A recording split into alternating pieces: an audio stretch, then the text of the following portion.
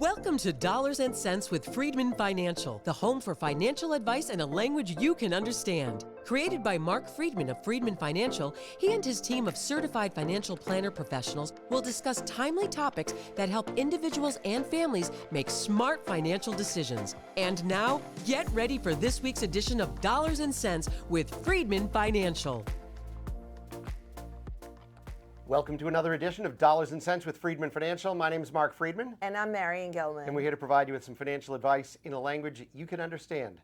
Well, the Celtics are in the playoffs right now. Things are going well for them. Red Sox are looking pretty good. Very exciting. Bruins are out, and the draft looked pretty good for the New England Patriots. So in New England, we're all pretty happy. You know, the stock market. Spring is coming back. Spring is coming back. The stock market's been a little bouncy, but you know what? There's a lot of things in the world beyond just the stock market. Restaurants are busy, aren't they? Around here, they are certainly busy. Restaurants are busy. The supermarkets are busy. The shopping mall across the street is busy. It's amazing. People are employed. People are employed, although I guess the employment numbers were down a little bit last week. Again, they still increased. The number of employees hired still increased. It just was a little less than expected. The expectation was about what? It's still okay, right? It's still fun. Yeah, yes. I mean, the expectation is what, about 150,000 new jobs a month? Isn't that what the plan is? I think that was not really I think the expectation for this month was 120,000. It came in about half of that. So still good. There's still plenty of jobs out there. Absolutely. You know, speaking of jobs, as you're probably watching this, it's probably the first week in May. There's a lot of kids that are approaching college graduation. Yes. And I find it fascinating for so many kids to be telling us that how tough the job market is.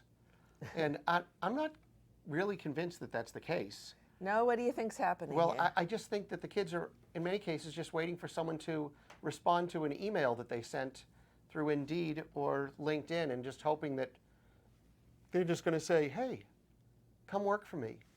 Well, you know, a lot has happened like that during some kids' lifetimes where, you know, a parent might find them a job or somebody else might offer them something along the way. So rather than them having to go out and search for something, they actually have had a lot of things come to them. And I think that's somewhat what they think now. Maybe. I don't know. But I mean, the world just, you know, as we're talking to adults here who have been through college perhaps 20, 30, 40, 50 years ago, the world of college career placement is a little bit different these days. Absolutely. There's no more college fairs.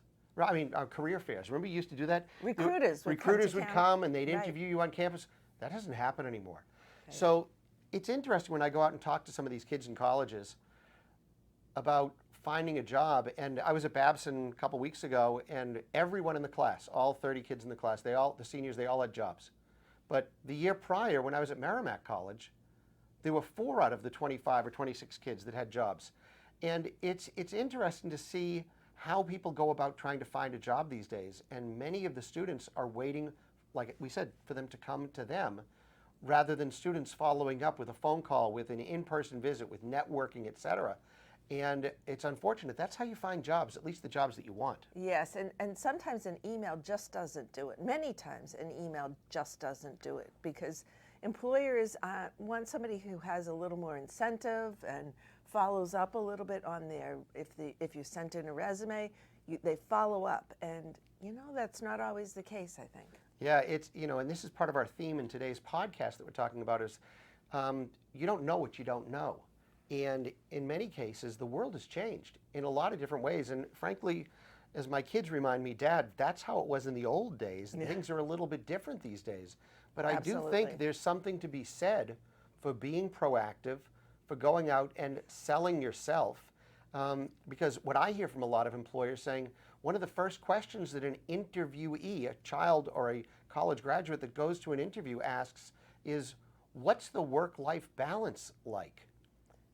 Really not the primary question that an employer wants to hear. That, you know what, a lot of jobs do have a very good work-life balance nowadays.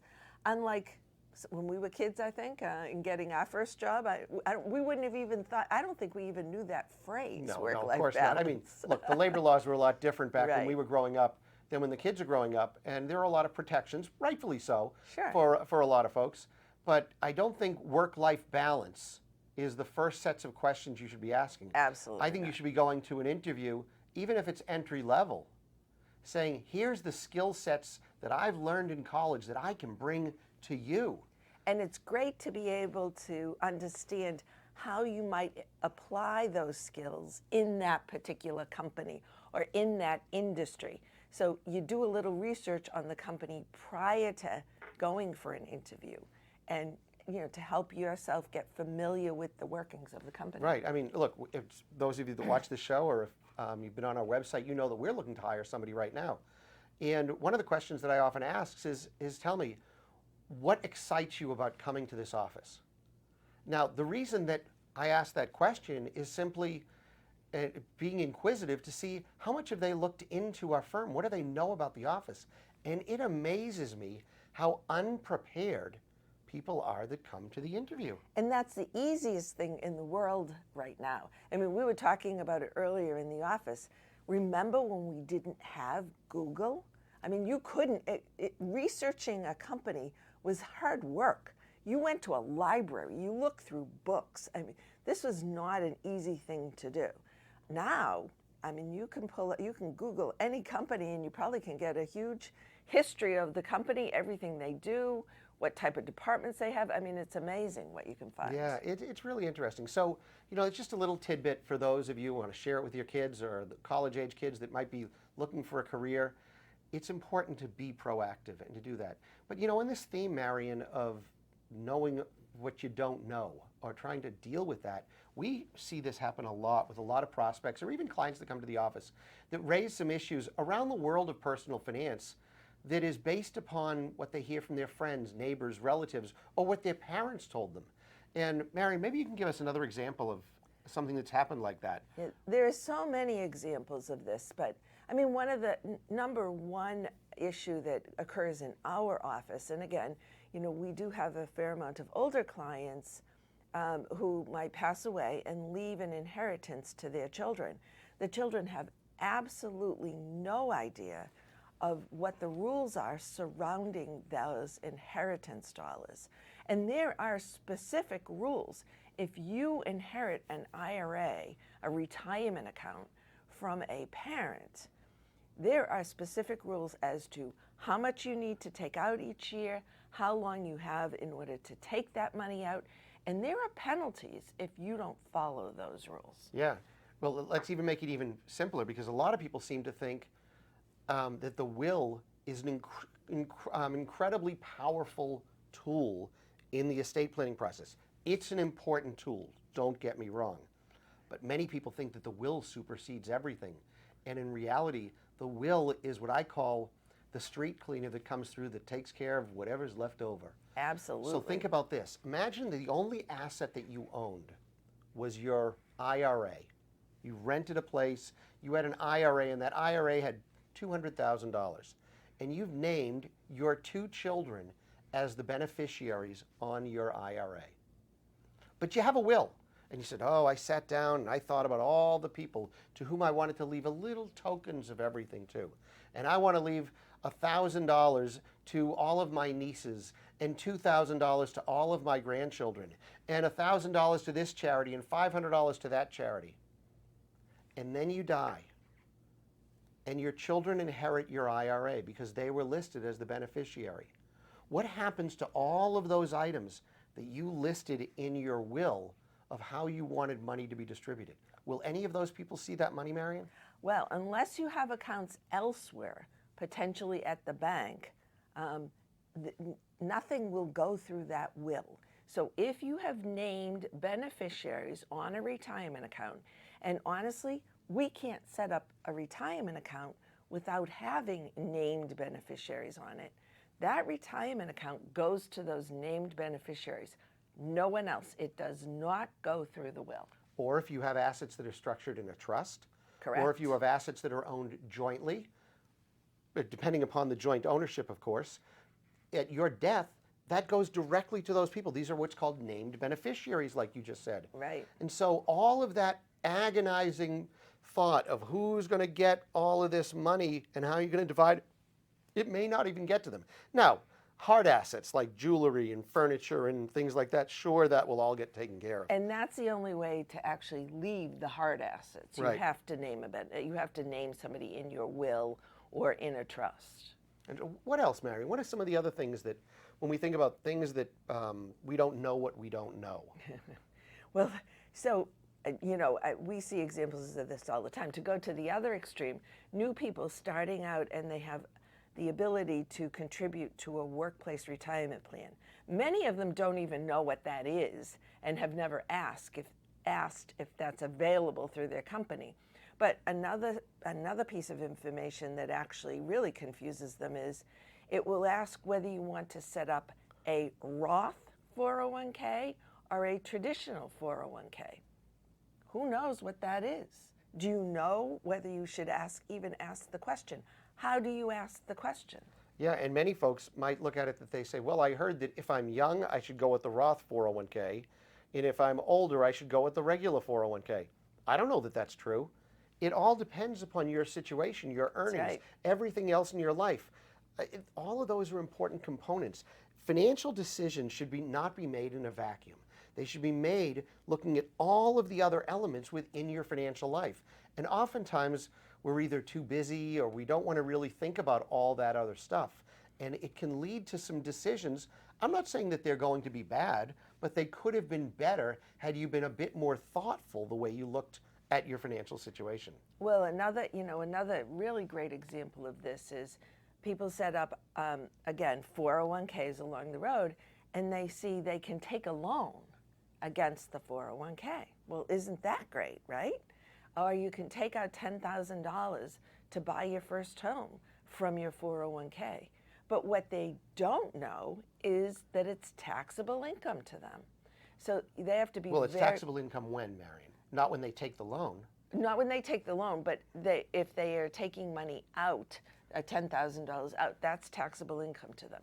If they take a loan, they are paying back with interest, and if they leave the company, that becomes taxable income to them, unless they can pay it back. Yeah, and that's probably one of the most interesting things about that 401k loan is years ago, people were so loyal to the companies. You wouldn't think Right. about moving from one company to another.